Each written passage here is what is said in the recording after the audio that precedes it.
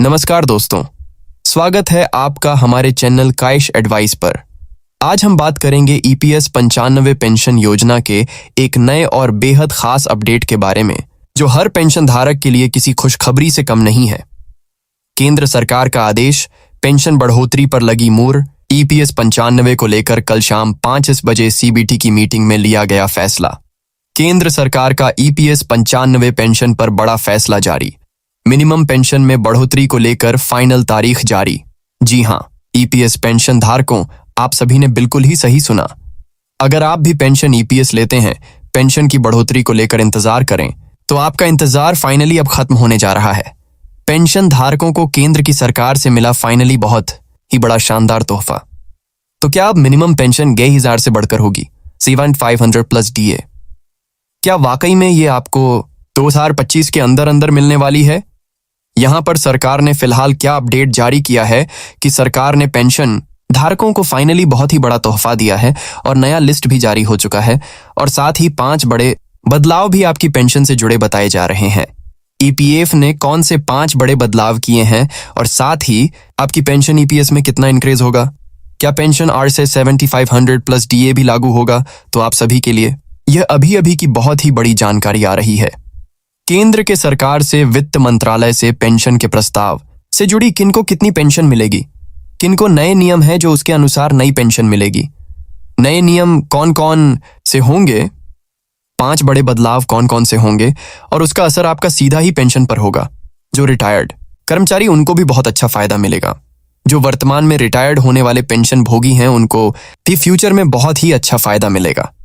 तो सारी जानकारी आपकी पेंशन ईपीएस से जुड़ी हुई होने वाली है, जो कि ईपीएस के 78 लाख पेंशन भोगी और करोड़ों जो कर्मचारी हैं वर्तमान में, उन सभी को आने वाले समय में बहुत ही अच्छा फायदा होगा। और 78 लाख पेंशन भोगी, उनके लिए तो बहुत ही बड़ी शानदार अपडेट होने वाली है। तो सारी जानकारी बताएंगे। यहां पर आपकी पेंशन से जुड़ी बहुत बड़ी जानकारी आ रही कि ईपीएस 95 78 लाख का पेंशन भोगी रिटायर्ड, उन सबकी बल्ले बल्ले होने वाली है, क्योंकि अब हर महीने जो आपको RS 8000 की मिनिमम पेंशन मिलती है, उस जगह 7500 प्लस डीए और मेडिकल की सुविधा को लेकर जो पेंशन धारकों की मांग थी, उससे जुड़ी बहुत बड़ी जानकारी आ चुकी है। एनएसएससी के अध्यक्ष कमांडर अशोक रावत के द्वारा भी बहुत बड़ी अपडेट आ चुकी है, जिसको भी वीडियो में आगे जानेंगे। साथ ही पेंशन धारकों का जो प्रस्ताव था, जिसको लेकर आश्वासन श्रम मंत्रालय और वित्त मंत्रालय ने दिया था, उसको लेकर भी नई अपडेट आ चुकी है। और साथ ही ईपीएफओ ने पेंशन को लेकर क्या नया आदेश निकाला है, उसके बारे में बात करेंगे कि ईपीएफओ ने निकाला नया पेंशन आदेश, जिसका पेंशन पर क्या असर होगा, क्या आपकी पेंशन बढ़ेगी तो कितनी बढ़ेगी। इन तमाम महत्वपूर्ण अपडेट है जो कि आपको बता दें कि उनको जानेंगे। इस वीडियो में सारी अपडेट है जो पेंशन धारकों की पेंशन से जुड़ी हुई है। वीडियो पूरा ध्यान से देखें, जिस पेंशन भोगी अपडेट का इंतजार कर रहे थे। तो पेंशन धारकों के लिए अच्छी अपडेट है, क्योंकि पेंशन धारकों को मिला उनका 10 साल के बाद असली हक, आखिरकार आज मिली मंजूरी। गुड न्यूज क्या होने वाली है, इस अपडेट की पूरी सच्चाई आपको दिखाएंगे। जो ईपीएस के 67 लाख पेंशन भोग को सीधा बड़ा फायदा बताया जा रहा है, तो कौन सा बड़ा फायदा होगा? मेडिकल की सुविधा मिलेगी, डीए मिलेगा, या फिर मिनिमम पेंशन में कितनी बढ़ोतरी होगी, और कौन कौन से साथ में नए नियम आपको देखने को मिलेंगे। इन तमाम महत्वपूर्ण अपडेटों के बारे में एक एक करके विस्तार से जानते हैं।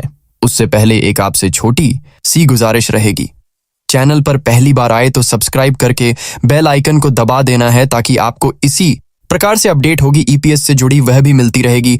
और अपने साथी पेंशन भोगी, उनको भी वीडियो जरूर शेयर कर दें।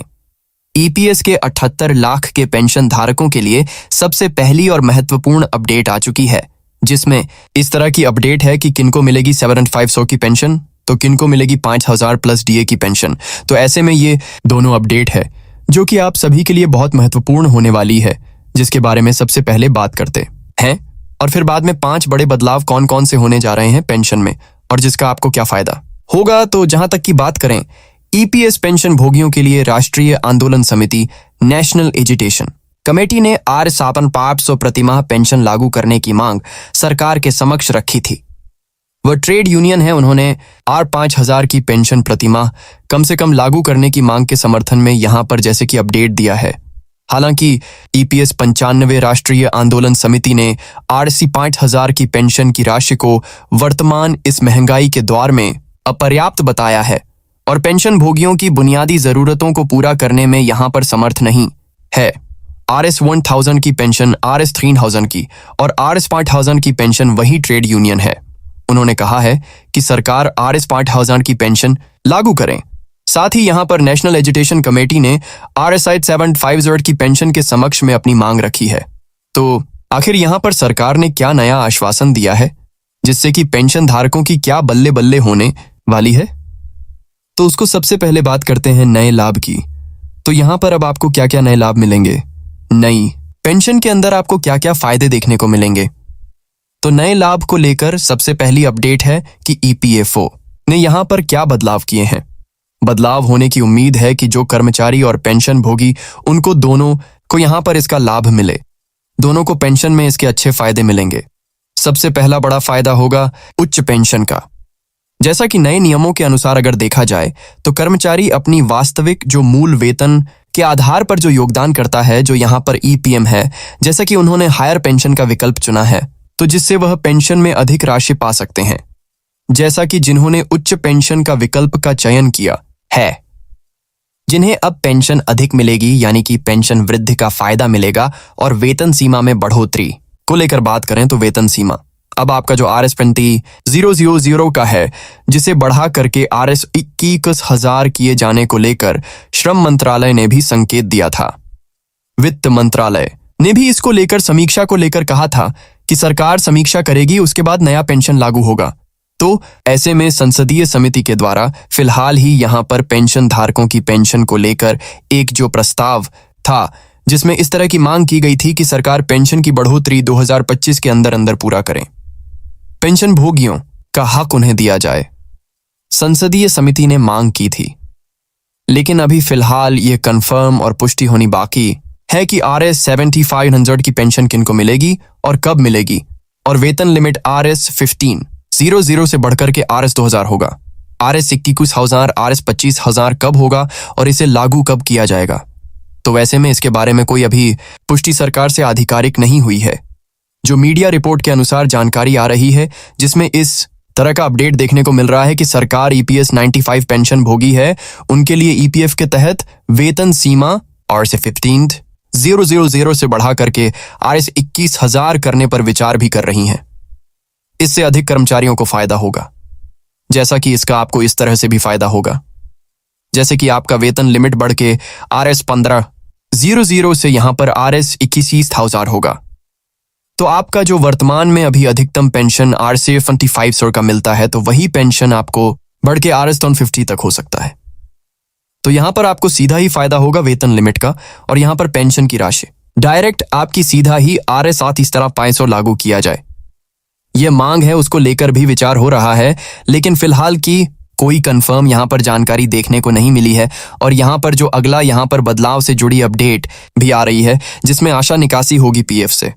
जैसा कि आपको भी किसी अर्जेंट काम के लिए जैसे कि EPF या फिर उसे निकासी चाहिए PF से, तो फिर आपको बता दें कि निकासी से जुड़े जो यहाँ पर पहले से जो नियम थे उसको और आसान कर दिया है। जैसे कि लाभार्थियों को घर करने या फिर मेडिकल आपात स्थिति, ट्यूशन फीस भुगतान के आदि के लिए किसी भी समय अर्जेंट पैसों की जरूरत है, तो यहाँ पर वह EPFO की यहाँ पर EPF निकासी कर सकता है आसान।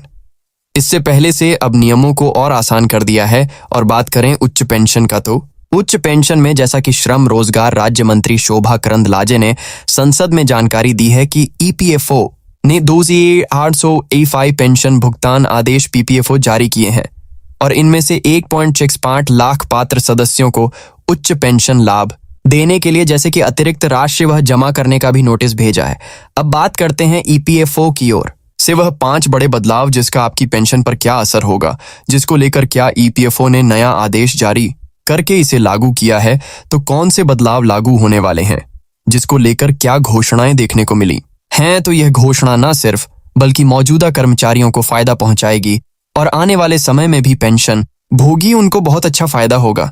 सबसे पहला बड़ा यहाँ पर आपके लिए बदलाव, जो कि कहे तो अपडेट कहे तो अब कर्मचारी अपनी असली मूल वेतन के आधार पर EPM में योगदान करके पेंशन प्राप्त कर सकते हैं।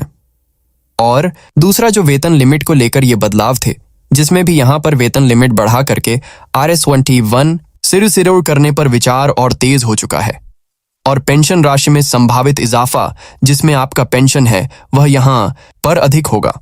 और यहाँ पर पैसे निकालने को लेकर जो नियम है उसको और आसान बनाया जाएगा, जिसके कारण पेंशन भोगी को किसी भी प्रकार की कोई समस्या ना हो, आसानी से ईपीएफओ के तहत ईपीएफ से पेंशन भोगी निकासी कर सके। तो ये बहुत बड़े बदलाव है जो कि आपके लिए, जिसमें से आप सभी को बहुत अच्छा फायदा होगा। तो दोस्तों, ये था ईपीएस 95 पेंशन योजना का नया अपडेट, जो हर पेंशन धारक के लिए एक बड़ा कदम है। अगर आपको ये जानकारी उपयोगी लगी तो वीडियो को लाइक और शेयर करना ना भूलें। ऐसे ही और अपडेट्स के लिए चैनल को सब्सक्राइब जरूर करें। फिर मिलेंगे एक नई जानकारी के साथ।